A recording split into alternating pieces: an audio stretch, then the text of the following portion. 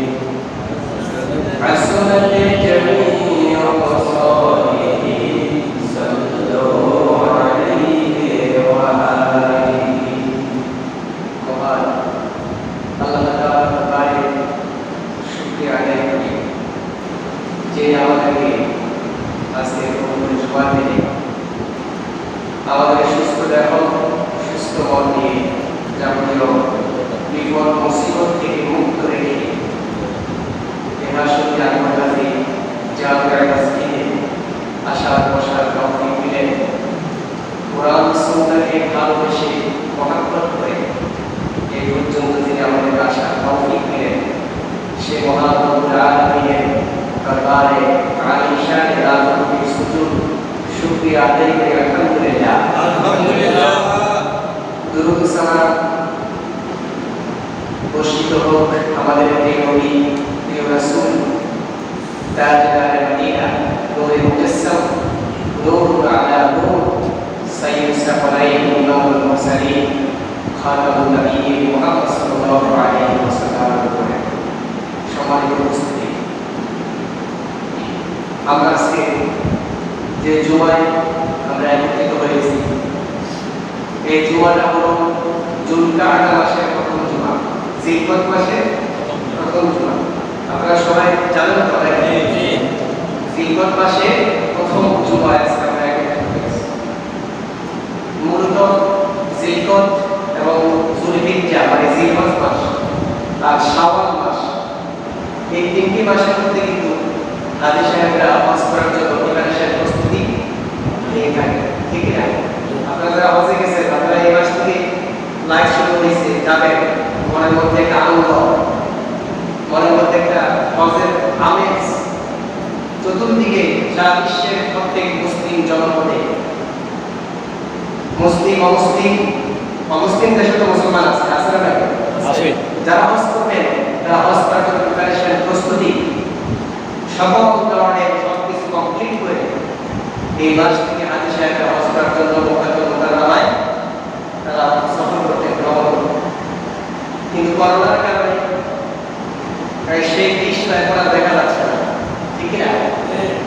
কারণ গত বছর করোনা ভাইরাসের কারণে সংক্ষিপ্তভাবে স্বল্প পরিসরে শুধু ওইখানকার মানুষরা তারা স্বল্প পরিসরে হজ তারা কমপ্লিট করেছে, হজের কাজ তারা সম্পূর্ণ করেছে।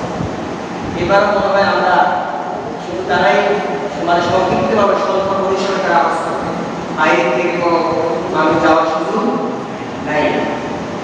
আসলে করোনা ভাইরাস যখন আসছে তখন আমরা এই করোনা ভাইরাসের চরিত্র, এর বৈশিষ্ট্য বুঝতে আমাদের একটু সময় লাগছে। কিন্তু এখন তো করোনা ভাইরাস আমাদের সহনীয় পর্যায়ে চলে গেছে, আমরা সবাই এটাকে একটু সহ্য করে নিয়েছি, আমাদের একটা সহজ, এটাকে আমরা একটু এখন ভয় পাই না, পাত্তাও দিই না, ঠিক না? সবখানে এখন আমরা মানুষের একাকার হয়ে গেছি। গত বছর যখন করোনা ছিল তখন আমরা ঠিক আছে আমাদের ভয়ের কারণে আমরা সংক্ষিপ্তভাবে হজ আমরা শেষ করেছি, কিন্তু আমরা বুঝতে আসে না সব দিকে সব একাকার হয়ে গেল। একটা মৌলিক ইবাদত থেকে বিশ্বব্যাপী মানুষদেরকে আমরা বঞ্চিত করতেছি। সৌদি সরকার জানি না তার কি চিন্তা চালাবে। আমরা সকলেই মৃত্যুবরণ করতে হবে, ঠিক না? এই দেশে কি মানুষ করোনা ভাইরাসে মারা যায়? হার্ট স্ট্রোকে মারা যায় না? ডায়াবেটিসে যায় না? তারপর ক্যান্সারে যায় না? তাহলে আমরা কেন মৃত্যুকে এত বেশি ভয় পাই? মৃত্যু কি আমাদের হবে না? রাসূল বলেছেন ইউহিব্বুল ইনসানু হায়াত ওয়াল মাউতু খায়রুন লিনাফসিহি। মানুষ তার জীবনটাকে ভালোবাসে, অথচ একজন মুমিনের জন্য, একজন মুত্তাকির জন্য মৃত্যু হলো তার জন্য উত্তম, তার জন্য উত্তম হাদিয়া। সুবহানাল্লাহ। আমি মনে করি যে আমার ব্যক্তিগত অভিমত, সৌদি সরকার যদি আল্লাহর কাছে যে আবেদন করতো, দরখাস্ত করতো, আত্মসমর্পণ করে সারেন্ডার করতে, আল্লাহ গত বছর করোনা এসেছে, আমরা করোনার এটার সিমটম বা এটার কতটুকু প্রভাব ফেলবে আমরা এই সম্পর্কে কোনো জ্ঞান আমাদের ছিল না, কিন্তু আমাদের মাঝে 1 বছরও বেশি, তারা 2 বছর আমরা তোমার কাছে আত্মসমর্পণ করলাম। কারণ এই হজ হলো মুসলিম উম্মার বিশাল একটা সমাবেশ, ঠিক না? এক গণজমায়েত, এটা অনেক মানুষের সমাগম। অতএব এখানে আমি স্বাস্থ্যবিধি মেনে কোনো কিছুই করতে পারবো না, ঠিক না? আমি কোনো কিছুই করা সম্ভব, শুধু আমি নয়, বিশ্বের কোনো মানুষ এখানে নিয়ন্ত্রণ করা সম্ভব নয়। অতএব আল্লাহ তোমার কাছে সমর্থ করলাম, আমরা এখানে কোনো স্বাস্থ্যবিধি মেনে, সামাজিক দূরত্ব মেনে কোনো কিছু আমাদের পক্ষে করা সম্ভব নয়। আমরা জানি তুমি বান্দার উপর কোনো কিছু চাপিয়ে দাও না, বান্দা যতটুকু লোভ দিতে পারবে ততটুকু বান্দার উপর তুমি ওটা চাপ প্রয়োগ করো, এর বেশি তুমি দাও না। অতএব আমরা করোনা বুঝি না, অন্য কোনো রোগ বুঝি না, আমরা তোমার কাছে সমর্থ করলাম, তুমি আমাদের প্রত্যেক হাতিকে করোনা ভাইরাস থেকে মুক্তি দিয়ে দাও। যদি এই কথা বলতো, সৌদি সরকার যদি আল্লাহর কাছে আত্মসমর্পণ করে এই আবেদন জানাতো, একজন মানুষ করোনা ভাইরাসে আক্রান্ত হতো না। আমরা এত বেশি জীবনটাকে ভালোবাসি, এত বেশি ভয় পাই। আপনারাই বলেন, যদি আমরা একটা দরখাস্ত আল্লাহর কাছে করবো, আল্লাহ বুঝি শুনতো না? হওয়াটা কি মৌলিক ইবাদত? এটা দোয়া কবুল হওয়ার জায়গা, আর আমাদের ময়দা নেই। তাহলে প্রথম বছর করোনা এসেছে, আমরা তার আলামত বা তার চরিত্র সম্পর্কে আমাদের জ্ঞান ছিল না, এখন তো আমরা সজাগ হয়েছি। তাহলে এখন যদি আমরা হজকে উন্মুক্ত করে দিতাম মানুষের জন্য, আমার বিশ্বের মানুষের জন্য, আল্লাহ অবশ্যই হাজিদেরকে তিনি কখনো করোনা ভাইরাসে আক্রান্ত করাতেন না। এই যে গত কয়েকদিন আগে আপনারা দেখে শুনেছেন অনেকে, আযানের আওয়াজ জোরে, সৌদি সরকার আযানের আওয়াজ বন্ধ করার জন্য তারা জোর দাবি জানাইছে, আওয়াজ কমিয়ে দেওয়ার জন্য। আযানের আওয়াজ নাকি জোরে জোরে হয়, এটা নাকি শব্দ দূষণ হয়, এটা নাকি রোগীদের মানুষের কষ্ট হয়। দেখেন, আচ্ছা আপনারা বলেন, আল্লাহু আকবার থেকে লা ইলাহা ইল্লাল্লাহ মুয়াজ্জিন সাহেব যখন আযান দেয় কত ঘন্টা সময় লাগে? কয় ঘন্টা সময় লাগে? 2 থেকে 3 মিনিট। তবে 2-3 মিনিটে মানুষের কষ্ট হয়। দেখেন চিন্তা চেতনা কোথায়? ইসলামের সাথে আছে। এই 2-3 মিনিটে এমন কি আমার প্রতি হয় যে তাকবীর, আল্লাহর মহত্ব আমি ঘোষণা করছি মানুষের কণ্ঠ পুরে পৌঁছে দেওয়ার জন্য। যেখানে আল্লাহ কোরআনে বলেছেন ওয়াজিব ফিন্নাসি ইয়াকুকা রিজালা, যে আল্লাহ তাআলা বলতেছেন তুমি ইব্রাহিম নবীকে তুমি আযান দাও, মানুষদের কণ্ঠ পুরে আযানের শব্দ কিভাবে পৌঁছে দেওয়া হবে সেটাই তো আমি আল্লাহ, তুমি আযান দাও। তবে ইব্রাহিম নবী বলছিলেন যে আল্লাহ আমি আযান দিলে মানুষ শুনবে। আল্লাহ বলেন তুমি আযান দাও, তুমি আযান দাও। আর আযানের ধ্বনি মানুষের কানে পৌঁছে দেওয়া এটা জিম্মাদারি, এটা দায়িত্ব আমি আল্লাহ নিয়েছি। সুবহানাল্লাহ। তাহলে সেখানে সৌদি সরকার বলে কি যে আপনার আযানের আওয়াজ সাউন্ড, এই বিকট আওয়াজ থেকে মানুষের ক্ষতি হয়, এটা আওয়াজটা কমিয়ে দেওয়া। দেখছেন আমরা জানি আমাদের দেশে কবি শামসুর রহমান, হুমায়ুন আজাদ এই নাস্তিকগুলো আযান নিয়ে ইস্যু দাঁড় করেছিল কিনা যে আযানের ধ্বনি নাকি তাদের কাছে বেশ্যার আওয়াজের মতো লাগে। তাহলে তার এই কথার সাথে তারা অভিমতের সাথে নাস্তিকদের সাথে সুর মিলছে কিনা? মিলছে কিনা বলে সে সৌদি আরব হয়েছে কি যেখানে বিশ্বনবী আসছেন সেখানে আবু জাহাল জন্ম হয়েছে, ঠিক কিনা? ভালো মতো সব জায়গায় আছে কিনা? সৌদি আরবের সব মানুষ কি জান্নাতি? হ্যাঁ, তাহলে এটা দেখুন এগুলি আমাদেরকে ইঙ্গিত করে যে কেমন অতি কাছাকাছি। আজকে ভোগ বিলাসিতা, উচ্চ বিলাসিতা রাষ্ট্রপ্রধানগুলি, মুসলমান রাষ্ট্রপ্রধানগুলি, রাষ্ট্রপ্রধানেরা এত বেশি উম্মার, এত বেশি ভাগবত, জীবনটাকে এত বেশি মহব্বত করে, এত বেশি ভালোবাসে যে করোনা ভাইরাস শুধু এইটা সারাক্ষণ শুধু মাথার মধ্যে কত মানুষ ওর অ্যাক্সিডেন্টে মারা যায় কিনা, কত মানুষ হত্যা করা হয়, খুন করা হয়, সেগুলো হিসাব তো আমরা রাখি না, ঠিক কিনা? আমার মনে হয় করোনা ভাইরাস শুধু মসজিদে আসতে চায় কেন? সে নামাজি মনে হতে চায়। করোনা ভাইরাস কোনো নামাজি হতে চায়। আর স্কুল কলেজ মাদ্রাসায় সে যেতে চায়, সে শিক্ষিত হতে চায়। আমার বড় হয় অবস্থা নেই। হ্যাঁ, বাজার সপ্তাহে আপনি গুলিস্তান যে মানুষকে একসাথে জামা কাপড় কিনলো, গাদাগাদি করে গায়ের সাথে গায়ে গালাইয়া, এই লোকটা যখন বাইতুল মুকাররমের মধ্যে ঢুকছে সাথে সাথে সে 2 হাত 1 হাত দূরত্ব দাঁড়াই গেছে। আপনারা কিভাবে বিচারটা করবেন? আমি গত কয়েক মাস আগে ঢাকা গেছি, তো দেখলাম যে মাঝখানে গ্যাপ, আমি আসলে খেয়াল করি না, ওসব মুসলিম কম ছিল, তার আজানের আগে আমি গেছি, মাঝখানে বসছি। এই বসার সঙ্গে সঙ্গে দেখেন একটা মানুষের আইন আমরা কিভাবে বাস্তবায়ন করি। দেখেন আজকে যদি কোরআনের আইন এভাবে সমাজে বাস্তবায়ন থাকতো, আল্লাহর কসম করে বলি প্রত্যেকটা মানুষের জন্য জান্নাত ওয়াজিব হয়ে যেত। আমি বসার সঙ্গে সঙ্গে আমাকে একজন সেখান থেকে বলবে চলে যান, আপনি দেখেন না সামান্য এভাবে আমি পিছনে চলে আসছি। এবার দেখেন অথচ আমি মানুষটা গুলিস্তান মানুষের সাথে পাশাপাশি মিলে আমি হাজার হাজার মানুষ। তাহলে আমার মনে হয় মসজিদের মধ্যে করোনা ভাইরাস এসে নামাজি হতে চায়, ঠিক কিনা বলেন? মাদ্রাসা স্কুল কলেজগুলি বন্ধ, সেখানে মানুষ সে গিয়ে শিক্ষিত হতে চায়। এই জায়গাটা আমরা এখন মুক্ত করতে পারি না। ফেসবুকে আমি দেখেছি যে আফ্রিকার একটা বিখ্যাত university of Africa, south Africa, ওখানে সিংহদ্বারে দেয়ালের মধ্যে লেখা আছে যে একটা জাতিকে, একটা গোষ্ঠীকে ধ্বংস করার জন্য পারমাণবিক বোমার অস্ত্র দরকার নাই, ক্ষেপণাস্ত্র দরকার নাই, রাসায়নিক বোমার দরকার নাই। একটা গোষ্ঠীকে যদি আপনি ধ্বংস করতে চান, একটা ছাত্র সমাজকে যদি আপনি ধ্বংস করতে চান, তাহলে তাদের শিক্ষার মধ্যে প্রতারণার সুযোগ দিলেই যথেষ্ট। শিক্ষার মধ্যে প্রতারণা ঢুকে গেলেই কি একটা জাতি কি শেষ, ধ্বংস। এখন কত মাস আসলে নাই, কত মাস সারা বছর পড়াশোনা করে নাই, সে B grade, C grade, A grade, golden class পেয়ে গেছে। আচ্ছা আপনারা বলেন সার্টিফিকেট এক জগৎ, যোগ্যতা আরেক জগৎ। সার্টিফিকেট যোগ্যতা কি এক? কত মানুষ কামে কমপ্লিট করা এটা কোরআন আয়াত করতে পারে না, আসলে নাই। যোগ্যতা এক জগৎ আর সার্টিফিকেটের জোর আরেক জগৎ। আমার রাসূল সাল্লাল্লাহু আলাইহি ওয়াসাল্লামের কি কোনো সার্টিফিকেট ছিল? কিন্তু মনস্থ মুআল্লিমা, মানবতার শিক্ষক হয়ে আল্লাহ তাকে পাঠিয়েছেন, শিক্ষক করে পাঠিয়েছেন। সার্টিফিকেটের সাথে কখনো যোগ্যতার সম্পর্ক নাই। তাহলে ওই ইউনিভার্সিটি ওখানে লেখা আছে যে একটা জাতিকে ধ্বংস করার জন্য কোনো অস্ত্রের দরকার নাই, শুধু ওই জাতির শিক্ষার মধ্যে প্রতারণার সুযোগ দিলেই কি যথেষ্ট। যেমন আমাদের ছাত্রদেরকে যে অটোপাস দেওয়া হচ্ছে, এইগুলি যখন ডাক্তার হয়ে বের হবে, সার্টিফিকেট অনেক বড়, এমবিবিএস, এফসিবিএস, আরো যত ডিগ্রি আছে অভাব নাই, কিন্তু যোগ্যতা রোগী দেখার মতো যোগ্যতা আমরা রোগ বোঝার মতো যোগ্যতা নাই। আচ্ছা আপনারা বলেন এই ডাক্তারের হাতে রোগী বাঁচবে না মরবে? মরবে।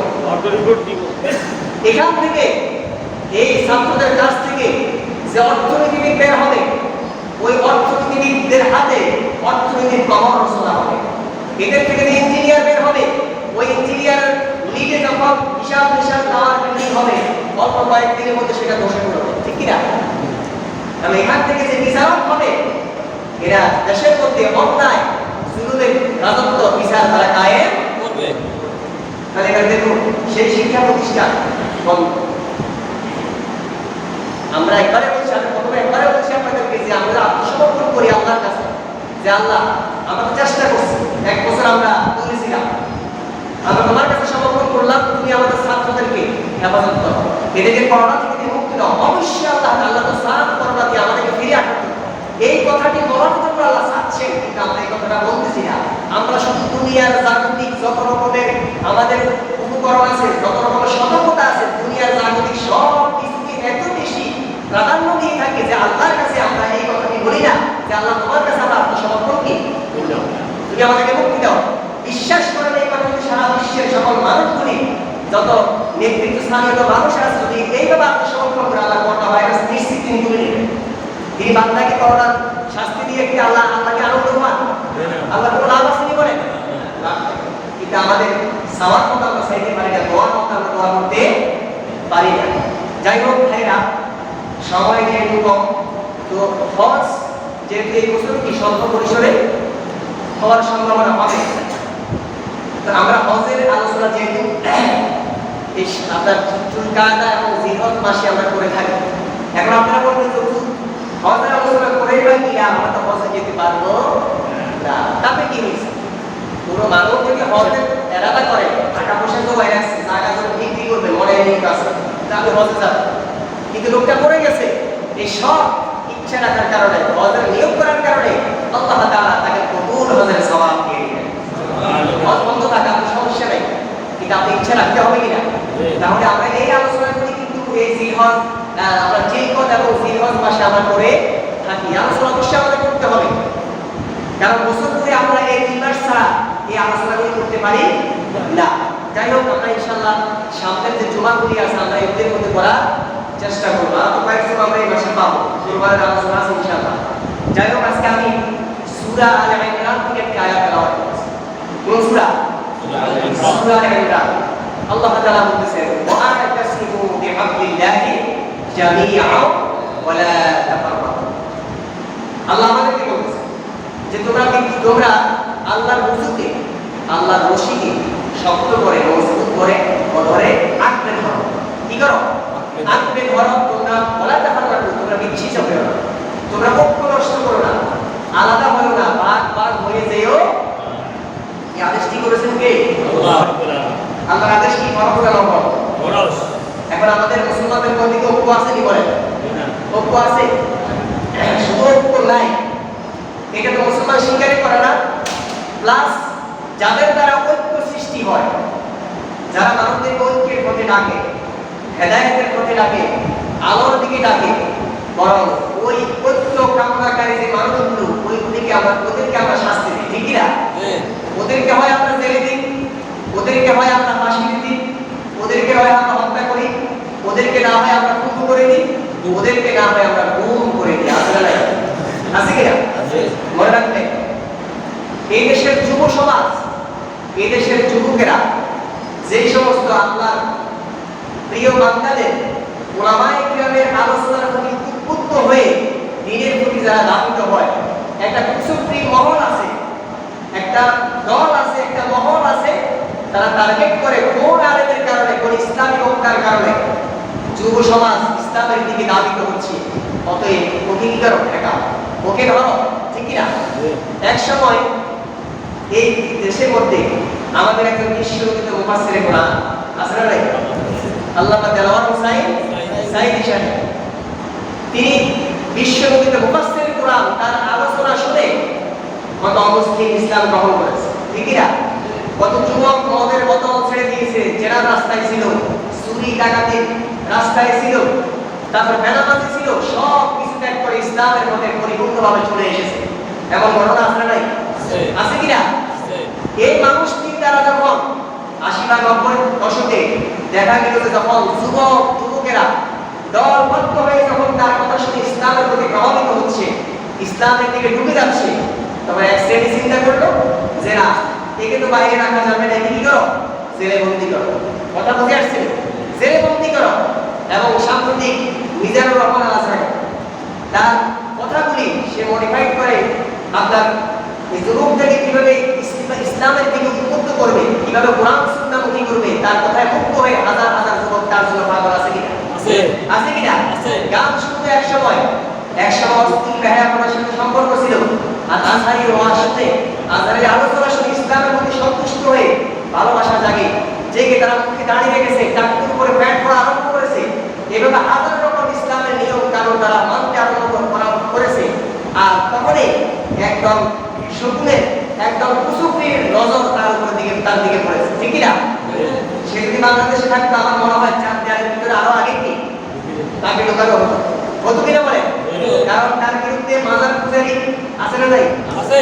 ওই মাজার পূজারীরা ওই সিন্নিখোর সুন্নি নাম যারা দেয়, ওরা তার বিরুদ্ধে ষড়যন্ত্র করে এবং আরো অনেক মানুষ তার বিরুদ্ধে ষড়যন্ত্র করে তাকে যুবকদের এই যে গণজোয়ার ইসলামের দিকে এটাকে ঠেকাবার জন্য নানান রকম পরিকল্পনা হয়েছে, কিন্তু আল্লাহ তাকে হেফাজত করে মালয়েশিয়া রেখে দিয়েছে। এইভাবে দেখেন আল্লাহ মামুনুল হক তার আহ্বানে হাজার হাজার লক্ষ লক্ষ যুবক রাজপথে নামতুমিরা এবং যুবকের বিশাল একটা অংশ এই মামুনুল হকের হক কথা যখন তিনি বলতে আরম্ভ করেন, তার দিকে তারা দাবিত হয়ে গেছে, ঠিক কিনা? এক সময় কিন্তু কমিয়া উপরের ওলামায়ে কেরাম, ওনারা এই দেশের মধ্যে ওলামায়ে কেরামের অনেক বড় অবদান আছে ইসলামের জন্য, এক সময় ওনারা রাজপথে নামতেন না। কিন্তু যখন মামুনুল হক কথা বলা আরম্ভ করলেন, আর তখন মামুনুল হককে কোথায় নিয়ে যাওয়া হলো? জেলখানায় নিয়ে যাওয়া হলো। গত কয়েকদিন আগে আমির হামজাকে নিয়ে যাওয়া হলো। এইভাবে 2300 আলেম তারা বন্দী। কতশো আলেম? 2300 আলেম। আচ্ছা আপনারা বলেন, একবারে আপনারা নির্দলীয়ভাবে বলেন, নিরপেক্ষভাবে বলেন, এই আলেমরা কি কোনো চোর? এরা কি টাকা? এরা কি টেন্ডারবাজ? এরা কি চাঁদাবাজ? এরা কি খুনি? এরা কি জানাকারী? এরা কি দুর্নীতিবাজ? তাহলে এই মানুষগুলিকে আমরা জেলে করতে দিয়া আমরা কেন এদেরকে কষ্ট দিচ্ছি? কি নাম আমাদের বলেন? এদের মধ্যে তো আমরা এই ধরনের কোনো চরিত্র, কোনো বৈশিষ্ট্য আমরা আজও পর্যন্ত শনাক্ত করতে পারি নাই। তাহলে কেন আমরা এদেরকে জেলখানায় দিচ্ছি? একটাই কারণ, যুবকেরা এদের প্রতি উদ্বুদ্ধ হচ্ছে। এক সময় যুবকদেরকে মিছিল মিটিং করার জন্য ওই পচা রাজনীতির মধ্যে আমরা তাদেরকে পাবো না, যার কারণে এদেরকে ঠেকাইয়া যুবকদেরকে ইসলাম থেকে, কোরআনের নিয়ামত থেকে বঞ্চিত করা হচ্ছে, ঠিক না? সাম্প্রতিক আবু তোহা আক্তার নামে একজন তরুণ উদীয়মান বক্তা, যে শাইখের, যে আলেমের কোনো রাজনৈতিক দলের সাথে কোনো সম্পর্কই নেই। সে জামাত ইসলামও করে না, সে হেফাজত ইসলামও করে না, আওয়ামী লীগ করে না, বিএনপিও সে করে না, কোনো রাজনৈতিক দলের সাথে তার কোনো সম্পর্ক নাই। এর একটা প্রমাণ কি দেখেন আপনারা, দেখেন যারা রাজপথে নেমেছে আবু তোহা আক্তারকে যখন গুম করা হলো, আজকে প্রায় 10 দিন রাজপথে দাঁড়ানো হচ্ছে, কোনো দলের লোক কিন্তু নামছে। সেখানে ছাত্র সমাজ এটাই প্রমাণ করেছে সেই কোনো দলের নয়। দলের হলে অবশ্যই জামাত ইসলামের থেকে পক্ষ থেকে নামতো, দলের হলে অবশ্যই হেফাজত ইসলামের পক্ষ থেকে কি নামা হতো, কিন্তু কোনো দলের পক্ষ থেকে কেউ নামে নেই। তার জন্য ছাত্র সমাজের সেই ছাত্ররা, তার জন্য কি মহাব্বত, কি ভালোবাসা, তার কতটুকু গ্রহণযোগ্যতা, জনপ্রিয়তা আছে, সেটা আপনারা অনলাইন ফেসবুকে আপনারা সবাই অনেকে দেখতে পাচ্ছেন, ঠিকই না? সারা বাংলাদেশের ছাত্ররা তার জন্য হৃদয় কাঁদছেন ওই আবু তোহা আক্তারের জন্য। এমন একজন আলেম, তরুণ উদীয়মান অলরাউন্ডার একজন আলেম আবু তোহা আক্তার। এই দেশের মধ্যে অলরাউন্ডার আলেম খুঁজে পাওয়া যায় না। কিছু আলেম আছে শুধু আমলের বয়ান করে, আছে না নাই? কিছু আলেম আছে শুধু আমাদের বয়ান করে, কিছু আলেম আছে আখিরাতের আলোচনা করে, কিছু আলেম আছে শিরক বিদআত নিয়ে কথা বলে, কিছু আলেম আছে কিয়ামত নিয়ে গবেষণা করে। অবশ্যই করতে হবে, কিন্তু আল্লাহ এক একজনকে এক এক শ্রেণীর যোগ্যতা দিয়ে থাকেন, এক একজন এক একটা পছন্দ করেন, এটা করতেই পারে। কিন্তু আবু তোহা আক্তার আমল থেকে শুরু করে, জিহাদ থেকে শুরু করে সকল ধরনের আলোচনা তার ইউটিউবে আপনারা দেখতে পাবেন। তাহলে এই মানুষটির কথায়, এই আবু তোহা আক্তারের কথায় যুবক সম্প্রদায় যখন তার দিকে হাজার লক্ষ লক্ষ যুবক তার দিকে ছুটছে, ইসলামের দিকে ছুটছে, আর আমরা একটা মহৎ চিন্তা করলাম কি, একে ঠেকাও, তাহলে যুবকদেরকে ইসলাম থেকে বঞ্চিত করা যাবে। তা না হলে আপনারা দেখেন কেন তাদেরকে গ্রেফতার করা হয়, কি আমরা দেখতে পাচ্ছি, কেন তারা খুন হয়, কি আমরা দেখতে পাচ্ছি, সন্ত্রাস, চাঁদাবাজ, টেন্ডারবাজ, খুন, দর্শনকারী, ওরা দিন দুপুরে হাসছে, ওদের বিরুদ্ধে কোনো প্রতিকার নাই। সকল জুলুম অত্যাচার একমাত্র নবীর ওয়ারিসদের উপরে। কাদের উপরে? এই দেশের মধ্যে একবার অবহেলিত, নির্যাতিত, নিষ্পৃষ্ট, ঘৃণিত ওলামায়ে কেরাম বর্তমানে জীবন যাপন করতেছে। কোনো অসুবিধা নাই, কোনো সমস্যা নাই। আপনাদের কাছে সম্মানের জন্য ওলামায়ে কেরাম নাম পেলে কোনো অসুবিধা নাই। ওলামায়ে কেরামের ব্যাপারে ঘোষণা করে গেছেন নবীজি, ইন্নাল উলামা ওয়ারাসাতুল আম্বিয়া, নবীর ওয়ারিস, আপনি কার ওয়ারিস? আপনি সেই দিন কবরের তলে কি পরিচয় দিবেন? যে আলেমকে নিয়ে আজকে আমরা এই ধরনের কটূক্তি, এই ধরনের তাদের উপর জুলুম, নির্যাতন, অত্যাচার আমরা করতেছি, সেই আলেম তো সেই দিন নবীর ওয়ারিস হিসেবে ছাড় পেয়ে যাবে। আপনার আমার উপায় কি হবে বলেন? কি হবে বলেন? আজকে তারা সবচেয়ে বেশি নির্যাতিত, সবচেয়ে বেশি নিপীড়িত। রাসূল তো বলেছেন, আর দুনিয়া সিজনুল মুমিন ওয়া জান্নাতুল কাফির, দুনিয়াটা হলো এই মুমিনদের জন্য জেলখানা, আর কাফের মুশরিকদের জন্য দুনিয়াটা হলো জান্নাতখানা। ঠিক কি না? এইভাবে তার স্ত্রীর কথাগুলি শুনলে আমার চোখে আমি পানি ধরে রাখতে পারি নাই। আপনারা অনেকে শুনেছেন তার স্ত্রী আত্মনাদ, স্বামীর জন্য তার কি ভালোবাসা। সে বারবার বলতেছে, আমার স্বামী নিরীহ একজন মানুষ, সে কাউকে কটাক্ষ করে, কোনো রাজনৈতিক দলকে, কোনো ব্যক্তিকে কেন্দ্র করে নির্দিষ্ট করে কখনো সে কোনো কথা তার আলোচনায় বলে নাই। আপনারা তার আলোচনাগুলি দেখেন, সে চিৎকার দিয়ে বলতেছে, কেঁদে কেঁদে বলতেছে, আপনারা আমার স্বামীকে আমার কাছে ফিরিয়ে দেন, না হলে আমাকে আমার স্বামীর কাছে দিয়ে দেন, আমরা এই বাংলাদেশ ছেড়ে আমরা চলে যাব। দেখছেন কত দুঃখ, কত কষ্ট, কত নিরীহ হলে একজন মহিলা এই কথা বলতে পারে যে আমাকে আমার স্বামীর কাছে দিয়ে দেন, আমরা বাংলাদেশ ছেড়ে চলে যাব। আপনাদের বিরুদ্ধে আমাদের কোনো অভিযোগ নেই, কোনো অভিযোগ নাই। আমরা অনলাইনে এসে প্রতিবাদ কোনো জানাবো না, আমরা চলে যাব আমার স্বামীকে, আমার স্বামীকে হয় আমাদের কাছে ফিরিয়ে দেন, না হয় আমাকে আমার স্বামীর কাছে দিয়ে দেন। এক থানা থেকে আরেক থানায় যাচ্ছে, তার মামলা দেওয়া হচ্ছে না, তার মামলা দেওয়া হচ্ছে না। কত কষ্ট, কত দুর্ভোগ। একটা পরিবারে একটা লোক খুন হয়ে যাওয়া, হত্যা করা, এটা পুরো একটা পরিবার ধ্বংস হয়ে যায়। ঠিক কিনা বলেন? তার দুটা সন্তান আপু আপু করে কাঁদছে, কোনো সন্তান তার পাওয়া যায় না। অথচ ওই একই সময়ে একটা নর্তকী, একটা পতিতা আকাম কুকাম করতে গিয়ে সেই বোট ক্লাবে সেখানে মদ্যপান করে মাতাল হয়ে সেখানে তার গায়ে কি হাত দিছে বা দর্শকের চেষ্টা করছে হারুন রশিদ নামে এক ভিডিওর কাছাকাছি একটা মানুষ, তার ওই প্রতিবাদ করার জন্য, তার খোঁজখবর নেওয়ার জন্য সেখানে হুমড়ি খেয়ে পড়তেছে মিডিয়াগুলো। ঠিক না? সেখানে হাজার হাজার ক্যামেরা, হাজার শত শত সেখানে সাংবাদিক। আর অথচ এই আবু তোহা আদনান যে আল্লাহর একজন প্রিয় বান্দা, এই মুসলিম উম্মার সম্পদ, আমাদের সম্পদ, তার ব্যাপারে মিডিয়াগুলো, সাংবাদিকের কোনো ভূমিকা নেই। চতুর্দিক থেকে চাপ সৃষ্টি করার পরে এখন কিছু কিছু মিডিয়া, কিছু কিছু চ্যানেল তারা কথা বলতেছে। তাহলে এবার দেখুন এই নবীর ওয়ারিসরা কত অসহায় পৃথিবীর মধ্যে, কত অসহায়, কত নির্যাতিত। একটা নর্তকী, একটা পতিতা, একটা নর্স নামে একজন মিডিয়া সেখানে কি করে বেড জমায়, তার দায়িত্ব রাষ্ট্রপক্ষ নেয়। অথচ এই আদনানের ব্যাপারে তেমন একটা গায়ে তারা নিচ্ছে না। সম্মানিত ভাইরা, আমরা আল্লাহর কাছে দোয়া করি, আল্লাহ তাআলা যেন আমাদের এই ভাইকে জীবিত রেখে তার পরিবারকে আল্লাহ তাআলা পাঠিয়ে দেন। সকলে বলে আমিন। সম্মানিত ভাইরা, তাহলে এবারে দেখুন আমরা যে ঐক্যের কথা বলি, ঐক্য আমরা মুসলমানদেরকে নষ্ট করতেছি। ঠিক না? আমাদের আজকের এই মতানৈক্যের কারণে, আমাদের এই আজকে নিজেরা মারামারি করার কারণে বিজেপি বিদ্রোহীরা আমাদের উপর খেপে আমাদেরকে হত্যা করা, আমাদেরকে কষ্ট দেওয়া, আমাদের দেশ দখল করার সাহস তারা রীতিমতো পাচ্ছে। আপনার ঘরে যদি মারামারি করেন ভাই ভাই বা পরিবারের তখন আপনার বাইরের শত্রুরা কিন্তু সুযোগ পেয়ে যায়। ঠিক না? তাদের ভয় কিন্তু উঠে যায়। দিলের মধ্যে একটা সম্মান, একটা ভয় থাকে, সেটা কি হয়ে যায়? সেটা দূরে সরে যায়। এই জন্য প্রিয় ভাইয়েরা, এই মুসলিম উম্মাহ যদি আমরা শান্তিতে থাকতে চাই তাহলে একটাই পথ, সেটা হলো আতাসিমু বিহাবলিল্লাহি জামিআন ওয়া লা তাফাররাকু। আল্লাহ তাআলা বলেছেন, তোমরা আল্লাহর রশিকে, আল্লাহর রুজুকে তোমরা শক্ত করে ধরো, ওয়া লা তাফাররাকু, তোমরা বিচ্ছিন্ন হয়ো না, তোমরা আলাদা হয়ো না। যদি বিচ্ছিন্ন হও, আলাদা হও, তাহলে তোমরা লাঞ্ছিত হবে, অপমানিত হবে। কথাটি বলেছেন কে? আল্লাহ। এখানে রুজু বলতে, এখানে হাবল বলতে, এই হাবল বলতে, রুজু বলতে কোরআনকে বোঝানো হয়েছে। কাকে? কোরআনকে বোঝানো হয়েছে। এই কোরআনকে যদি আমরা মুসলমানরা আঁকড়ে ধরি, এই রশিকে এই রুজুকে যদি আমরা আঁকড়ে ধরি তাহলে মুসলমানের মধ্যে কখনো বিশৃঙ্খলা হবে না, কখনো ঐক্য নষ্ট হবে না, কখনো মুসলমান আলাদা হবে না। ঠিক না? প্রিয় ভাইয়েরা, যেমনি ভাবে একজন মানুষ পাহাড়ের মধ্যে যদি উঠে বা কোনো উঁচু জায়গায় যদি কোনো মানুষ উঠে, তখন ওই মানুষটি তার নিশ্চিত পতন ঠেকাবার জন্য, তার মৃত্যু থেকে বাঁচার জন্য কোনো মানুষ যখন পাহাড়ের মধ্যে উঠে তখন সে ধরনী গাছের ডাল ধরে কিনা ধরে, রশি ধরে, ডাল ধরে, কোনো ধরনী পাইলে সেটাকে মজবুত ভাবে ধরে তার নিশ্চিত পতন থেকে বাঁচার জন্য। আপনার যে সাঁকো আছে, হাতটা, এই সাঁকোর মধ্যে উঠলে আমরা কি করি? ধরনে ধরি। এই রশিটাকে আমরা ভালোভাবে, এই রশিটাকে ভালোভাবে আমরা মজবুত ভাবে ধরি। কেন? যেন আমি এই সাঁকো থেকে পড়ে না যাই।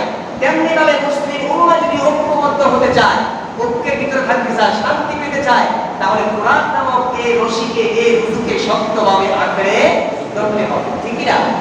এখন আমাদের মধ্যে কি সেই রুজু রশিকে আমরা আঁকড়ে ধরি? আমরা কি কোরআন সম্পূর্ণ মানি? বলেন। আপনারা বলবেন হুজুর কি করে আমরা কোরআন মানি না? মসজিদে আযান চলে আসলাম, জমা পড়ার জন্য আলোচনা শুনতেছি, সমাজে করতেছি। ভাইয়েরা, শুধু নামাজ আর মৌলিক কিছু ইবাদত মানার নাম কোরআন সম্পূর্ণ মানা নয়। কারণ এই কোরআন আল্লাহ তাআলা দিয়েছেন আংশিক মানার জন্য না, পূর্ণাঙ্গ। এই কোরআনকে আংশিক মানতে হবে না পূর্ণাঙ্গ? তাহলে পূর্ণাঙ্গ মানতে হলে একটু যে আমাকে মানার দরকার আছে না নাই? শুধু সামান্য কিছু মেনেই যদি বলি আমি পরিপূর্ণ রশিকে, এই রুজুকে শক্তভাবে ধরছি, তাহলে আপনার বহু জগতের চিন্তা করতেছেন। ঠিক না? সম্মানিত ভাইয়েরা, রাসূল সাল্লাল্লাহু আলাইহি ওয়াসাল্লাম বিদায় হজের ভাষণে নবীজি বলে গেছেন, আমি তোমাদের কাছে দুইটা জিনিস রেখে গেলাম। কয়টা জিনিস? দুইটা জিনিস রেখে গেলাম। একটা হলো কিতাবুল্লাহ, আরেকটা হলো সুন্নাতে রাসূল। এই দুইটা জিনিস তোমরা আঁকড়ে ধরবে, তাহলে তোমরা কখনো লাঞ্ছিত হবে না। তোমরা পৃথিবীর মধ্যে নেতৃত্ব দিতে পারবে। কিভাবে নেতৃত্ব দিতে পারবে? ঠিক আমার নবীজি চলে যাওয়ার পর থেকে যতদিন পর্যন্ত মুসলমানরা ওয়াতাসিমু বিহাবলিল্লাহর মধ্যে সীমাবদ্ধ ছিল, আল্লাহর রশিকে, আল্লাহর রুজুকে শক্ত করে ধরেছিল, ততদিন পর্যন্ত মুসলমানরা পৃথিবীর মধ্যে জ্ঞান, বিজ্ঞান, চিকিৎসা, সাহিত্য, সংস্কৃতি, নেতৃত্ব সব কিছু মুসলমানদের হাতের মধ্যে ছিল। ঠিক না? আর সেই দিন থেকে মুসলমান এই কোরআনকে ছেড়ে দিয়েছে, কোরআন থেকে দূরে সরে গেছে, কিছু মানে না। সেই দিন থেকে আজকের দিন পর্যন্ত আপনারাই বলেন, মুসলমান কি শান্তিতে আছে না অশান্তির মধ্যে আছে? তাহলে রাসূলের জামানায় মানুষ, খোলাফায়ে কেরাম, ওনাদের জামানায়, খোলাফায়ে রাশিদা, ওনাদের জামানায় কেন তারা শান্তিতে ছিল? তারা এই কোরআনের রুজুকে, রশিকে আঁকড়ে ধরেছে। ঠিক না? আজকে আমরা আমাদের মধ্যে এমন সম্পর্ক খারাপ হয়েছে যে সামান্য ছোটখাটো ব্যাপার নিয়ে মুসলমানদের মধ্যে এখন মতানৈক্য আছে না? আছে কিনা? সামান্য সুন্নাহ মুস্তাহাব নিয়ে আমাদের মধ্যে অনেক মতানৈক্য। সেটা সামাজিকভাবে আছে, সেটা আপনার জেলা ভিত্তিক আছে, সেটা রাষ্ট্রীয়ভাবে আছে। সেটা কি? আমরা একদম বলি যে জোরে আমিন না করলে নামাজে হবে না। আছে কিনা বলেন? জোরে আমিন না করলে কি নামাজেই হবে না? আপনি জোরে বলেন, আস্তে বলেন, আপনার নামাজ দুই অবস্থায় বললেন কি হয়ে যাবে। আচ্ছা আপনারা বলেন, এটা কি সুন্নাহ, এটা মুস্তাহাব না ফরজ? জোরে আমিন বলা এটা মুস্তাহাব বা সুন্নাহ। কিন্তু আপনার মুসলমানের ঐক্য, সীমাবদ্ধ ঐক্যের মধ্যে থাকা, এটা কি ফরজ না নফল? ফরজ। তাহলে আমি একটা মুস্তাহাব, একটা সুন্নাহকে বাস্তবায়ন করতে গিয়ে আমি তো রীতিমতো ফরজ করা করতেছি। ঠিক না? আমার মাথার মধ্যে আছে পাগড়ি, পরোটার মধ্যে লুঙ্গি নাই, কোনো দাম আছে কি পাগড়ি? আপনার ভিড়ের মধ্যে লুঙ্গি নাই, কিন্তু মাথার মধ্যে পাগড়ি। আমরা এটা বলি না যে আপনি সুন্নাহ মুস্তাহাবকে দাম দিবেন না। না, কোন মুসলিম যদি কোন সুন্নাহ মুস্তাহাবকে অবজ্ঞা করে, অবহেলা করে, তাহলে তার ঈমানে থাকবে না। ঠিক না? কিন্তু এটা করলে আপনার সওয়াব আছে, না করলে কোনো সওয়াব, কোনো গুনাহ আপনার নাই। কিন্তু আমি এটাকে বাস্তবায়ন করতে গিয়ে যদি মুসলমানদের ঐক্য নষ্ট করি, তাহলে আমি আল্লাহর আদালতে এই আয়াত অস্বীকার করলাম, সেটার মধ্যে শামিল হয়ে যাবে। এইভাবে আমাদের মধ্যে মতানৈক্য, আমি জোরে বলবে কি আস্তে বলবে, রফনি এদাই করবে কি করবে না, হাত কি নামের নিচে বাঁধবে না নামের উপরে বাঁধবে না বুকের উপরে বাঁধবে, এই নিয়ে আমাদের মধ্যে ইখতিলাফ আছে কিনা?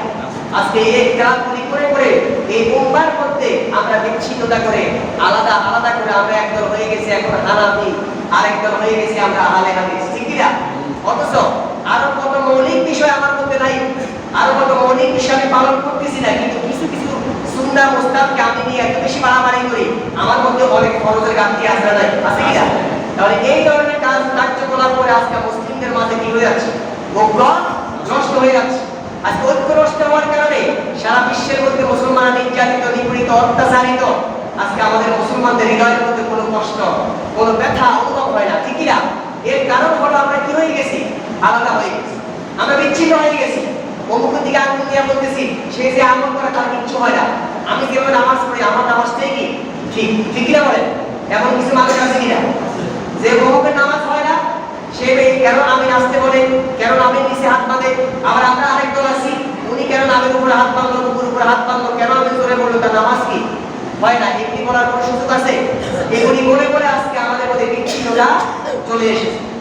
সম্মানিত ভাইয়েরা, এই ধরনের ছোটখাটো ব্যাপারে নিয়ে আজকে মুসলমানদের মধ্যে ঐক্য নষ্ট হয়ে যাওয়ার কারণে মুসলমানরা নির্যাতিত হচ্ছে, অত্যাচারিত হচ্ছে। আমাদের পরিবারের মধ্যে আগুন ধরে না, আমাদের মধ্যে দেখা লাগে না। অথচ নবী বলেছেন, কুল্লু মুসলিম ইখওয়া, প্রত্যেক মুসলমান ভাই ভাই। আর প্রত্যেক মুসলমান হলো একটা বডির মতো, দেহের মতো। কিসের মতো?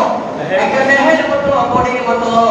সেটা হলো, মনে করেন আপনার পায়ের মধ্যে ব্যথা হয়েছে, হাতের মধ্যে ব্যথা হয়েছে। পায়ের মধ্যে ব্যথা হওয়ার কারণে আপনার চোখের মধ্যে কোনো ঘুম নাই, ঠিক না? তো ব্যথা পাইছেন পায়ে, চোখে ঘুম নেই, কি চোখে ঘুম নাই কেন? আপনি ব্যথা তো পেয়েছেন পায়ে, ব্যথা তো পেয়েছেন হাতের মধ্যে, চোখের মধ্যে কেন ঘুম নেই? তার মানে চোখ এটা আপনাকে বলতেছে যে আমার দেহের একটা অঙ্গ, ব্যথা পেয়েছি, কষ্ট পেয়েছি, আমার চোখের মধ্যে শান্তি নাই, আমি চোখ লাগাতে পারি না, তার ব্যথায় আমি ব্যথিত, তার কষ্টে আমি কষ্টিত, ঠিক না বলেন?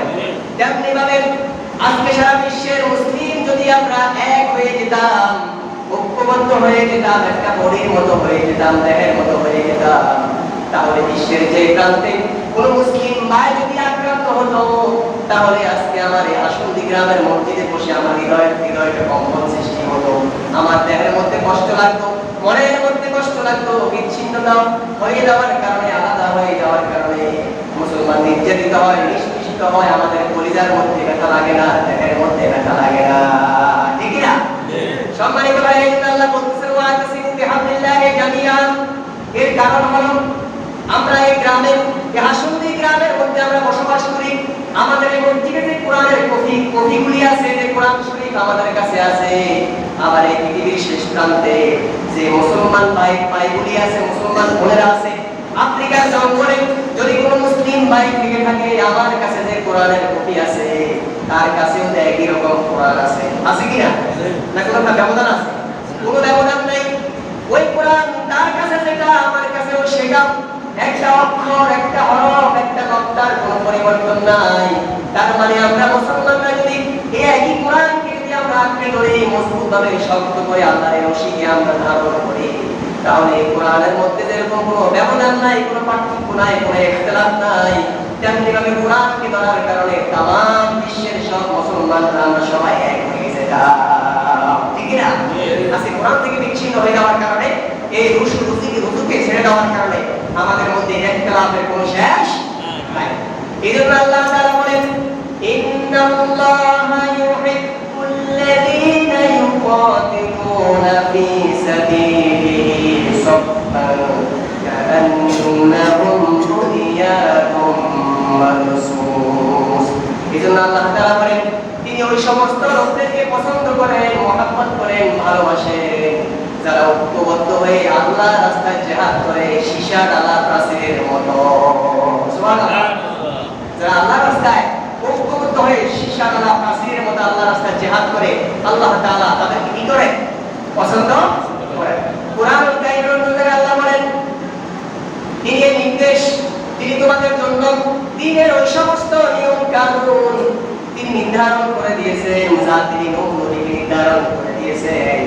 এবং আমার রাসূলকে আল্লাহ লক্ষ্য করে বলেন, ওগো রাসূল, যা আমি আপনার কাছে ওহীর মাধ্যমে পাঠালাম, যার আদেশ আমি মূসাকে দিয়েছি, যার আদেশ আমি ইব্রাহিমকে দিয়েছি, যার আদেশ আমি তোমার আগে ঈসা নবীকে আমি আল্লাহ দিয়েছি, তোমরা দ্বীন কায়েম করো, এই পৃথিবীর মধ্যে ইসলাম কায়েম করো, কোরআনের রাজ কায়েম করো। আর তোমরা পরস্পর ওয়ালা তাতাফাররাকু, তোমরা পরস্পর বিচ্ছিন্ন হইও না, তোমরা ঐক্য নষ্ট করো না, তোমরা আলাদা হয়ে যেও না। সুবহানাল্লাহ। তাহলে বোঝা যায় শুধু এই আদেশ উম্মতে মুহাম্মাদীকে দেওয়া হয় নাই, বরং মূসা, ঈসা, ইব্রাহিম, নূহ বলছেন তোমরা দিন কায়েম করার ক্ষেত্রে কখনো তোমরা আলাদা বিচ্ছিন্ন হইও না, তোমরা ঐক্যবদ্ধ থাকো, তোমরা এক থাকো, একটি গড়ির মতো গ্রহের মতো তোমরা অবস্থান করো, তাহলে তোমাদেরকে পৃথিবীর কোনো অপশক্তি তোমাদের উপরে জুলুম নির্যাতন অত্যাচার করতে পারবে না। সম্মানিত ভাইরা, আমরা যে সময় কম, 5 মিনিটের মধ্যে আমি আলোচনা শেষ করে দিচ্ছি। তাদের দেখুন আল্লাহ তাআলা তিনি আমাদেরকে শুধু আদেশ দেন নাই যে ঐক্যবদ্ধ হয়ে একক হয়ে থাকার জন্য সকল নবী রাসূলদেরকে আল্লাহ কি করেছেন? আদেশ দিয়েছেন। তাহলে এটা কি ফরজ না নফল? ঐক্যবদ্ধ হয়ে এক জায়গায় থেকে সকল মুসলমানরা যদি আমরা ঐক্যবদ্ধ প্ল্যাটফর্মে থাকতে পারি তাহলে সফলতা আমাদেরকে দিবেন কে? আজকে দেখেন সারা পৃথিবীর মধ্যে 800 কোটি মানুষের বসবাস। কত কোটি? 800 কোটি মানুষের বসবাস। তার মধ্যে আমরা হলাম 200 কোটি বা 200 কোটি মানুষ। কে? মুসলমানরা কত কোটি? 200 কোটি, মানে 1 কোটি 85 লক্ষ বা 2 কোটি 200 কোটি ধরেন। তাহলে এবার চিন্তা করুন 800 কোটি মানুষের মধ্যে সারা পৃথিবীতে 800 কোটি মানুষ থেকে থাকে, আর আমরা যদি 200 কোটি মানুষ হই, সংখ্যায় কি আমরা কম? কি মনে করছেন? সব কোটির উপরে আমরা পাই দিছি। 100 কোটি শেষ করে আমরা আরেক 100 কোটির কাছাকাছি আছি, তাহলে আমাদের কি সংখ্যা কম? কখনো কম না। তারপর আমরা কেন নির্যাতিত, কেন আমরা নিষ্পেষিত, কেন আমরা অত্যাচারিত, কেন আমরা পদদলিত, কেন আমরা অপমানিত, লাঞ্ছিত? আজকে সারা বিশ্বের দিকে তাকান, আমাদের বিরুদ্ধে সকল কুফফার শক্তিরা, সকল অমুসলিম শক্তিরা ঐক্যবদ্ধ হয়ে মুসলমানের বিরুদ্ধে তারা তৎপর, ঠিক না? তারা মুসলমানের বিরুদ্ধে সজাগ, তারা আমাদের বিরুদ্ধে সীসাডালা প্রাচীরের মতো, মজবুত দেওয়ালের মতো। অথচ এই মুসলমানের পরস্পর সম্পর্ক সীসাডালা প্রাচীরের মতো হওয়ার কথা ছিল। সারা বিশ্বের সকল অমুসলিম গুলি আল কুফরু মিল্লাতা ওয়াহিদ, সকল কুফফার শক্তিরা মুসলমানের বিরুদ্ধে এক, ঐক্যবদ্ধ, কোনো দ্বিমত নাই। আপনারাই বলেন সারা বিশ্বের সকল অমুসলিম আমাদের বিরুদ্ধে ঐক্যবদ্ধ কিনা? কিন্তু আল মুসলিমু মিল্লাতা ওয়াহিদ আমরা এখনো হতে পারি নাই। মুসলমানদের ঐক্যবদ্ধতা এখন আমাদের মধ্যে আসে নাই। সম্মানিত ভাইরা, যতদিন পর্যন্ত মুসলমানরা এই ঐক্যবদ্ধ না হতে পারবে, ততদিন পর্যন্ত পারিবারিকভাবে আপনার যত রকমের সমস্যা রয়েছে, পারিবারিকভাবে আমরা যদি ঐক্যবদ্ধ না হতে পারি, সামাজিকভাবে এবং আমাদের জাতীয়ভাবে রাষ্ট্রীয়ভাবে যদি আমরা মুসলমান ঐক্যবদ্ধ না হতে পারি, তাহলে আন্তর্জাতিকভাবে সারা বিশ্বের সকল মুসলমানরা এই ইসলাম কায়েম হওয়া পর্যন্ত তারা নির্যাতিত হতে থাকবে। কথা বুঝে আসছে? যাই হোক, আজকে আর আলোচনা বেশি দীর্ঘায়িত করার সুযোগ নাই। এই আলোচনাটি আমাকে শেষ করতে হলে 2 দিন জন্য আমার সময় লাগবে। আমি ইনশাআল্লাহ এই আলোচনাটাকে আপনাদেরকে সুন্দরভাবে যে মুসলমানদের ঐক্য কত গুরুত্বপূর্ণ, এটা যে কত বড় ভূমিকা পালন করে আমাদের জীবনে, আমরা এটাকে মূল্যায়ন করি না, যেটা নিয়ে আমরা চিন্তাও করি না। আমরা কত রকমের চিন্তা আমরা জীবনে করে থাকি। আমরা কিভাবে কোরআন বিরোধী কাজ করবো, কিভাবে সুন্নাহ বিরোধী কাজ করবো, কিভাবে আমরা হিংসা করবো, কিভাবে আমরা বিনা করবো, কিভাবে চুরি করবো, ডাকাতি করবো, এই নিয়ে কত চিন্তা আমাদের মধ্যে। কিন্তু মুসলমানদের বুঝে ফরজ আল্লাহ করে দিয়েছেন, এই ব্যাপারে আমাদের কোনো হুঁশ, কোনো খবর আমাদের মধ্যে আছে কিনা বলে নাই। ইনশাআল্লাহ আমরা আগামী জুমা থেকে এর পরবর্তী আলোচনা আমরা শুরু করব ইনশাআল্লাহ। ওয়া মা তাওফীক ইল্লা বিল্লাহ। আল্লাহ তাআলা আমাদের প্রত্যেককে কথা বলে আমল করার তৌফিক দান করুন।